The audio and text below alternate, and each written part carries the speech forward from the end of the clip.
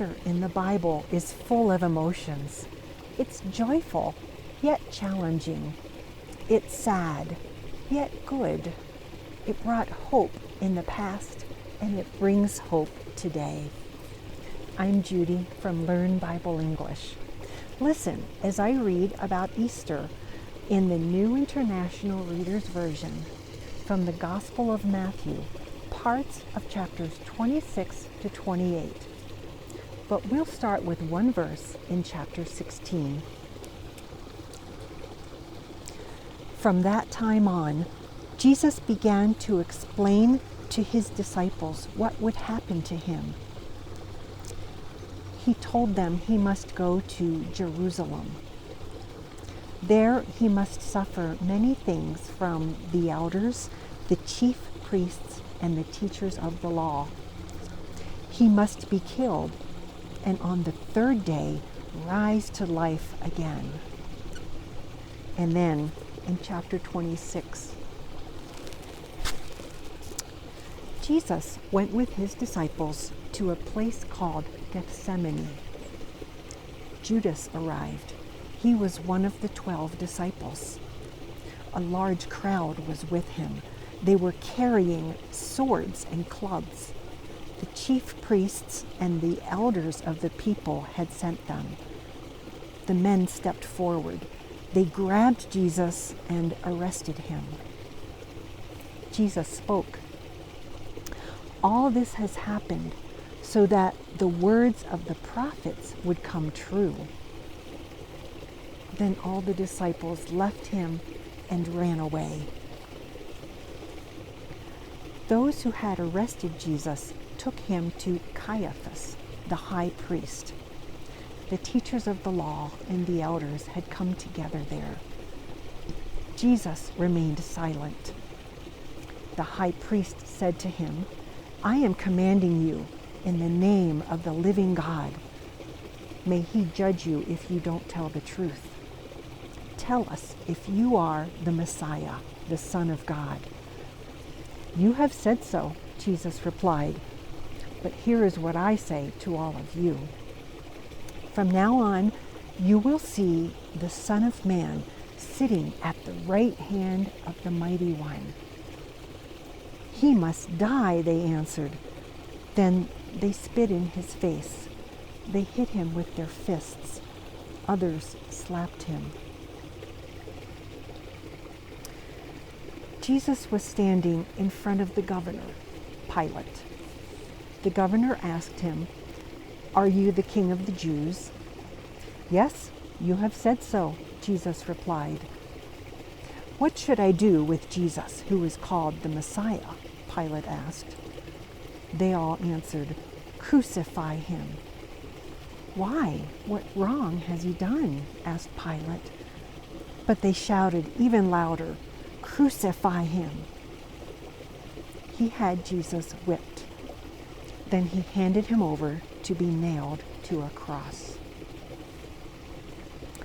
The governor's soldiers took Jesus into the palace, which was called the Praetorium.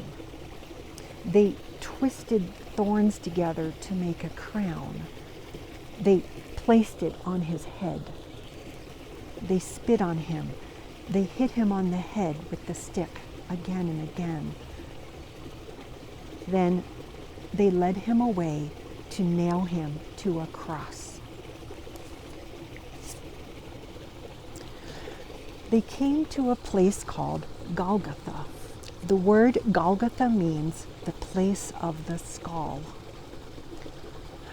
When they had nailed him to the cross, they divided up his clothes by casting lots. Then they sat down and kept watch over him there.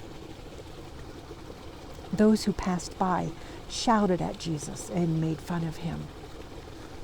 From noon until 3 o'clock, the whole land was covered with darkness. About 3 o'clock, Jesus cried out in a loud voice. After Jesus cried out in a loud voice again, he died. At that moment, the temple curtain was torn in two from top to bottom. The earth shook, the rocks split.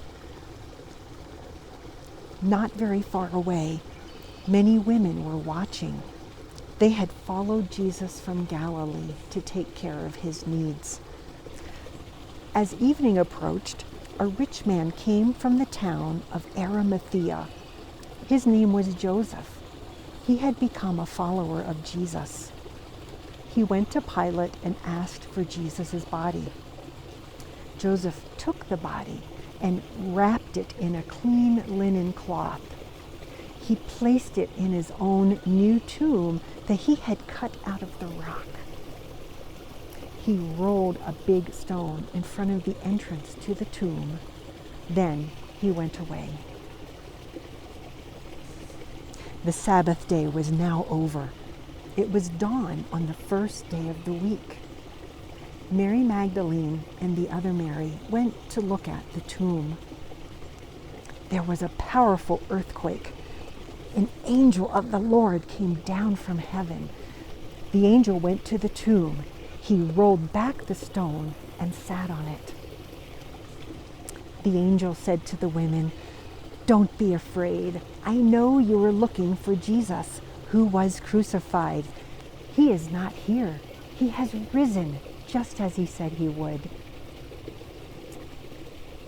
Come and see the place where he was lying. Go quickly. Tell his disciples he has risen from the dead." So the women hurried away from the tomb. They were afraid, but they were filled with joy. They ran to tell the disciples. Suddenly, Jesus met them. "Greetings," he said. They came to him, took hold of his feet, and worshiped him. What emotions do you feel as you hear about Easter? Who can you share this Easter Bible story with? I'm so glad you joined me this morning for this Nature Bible reading.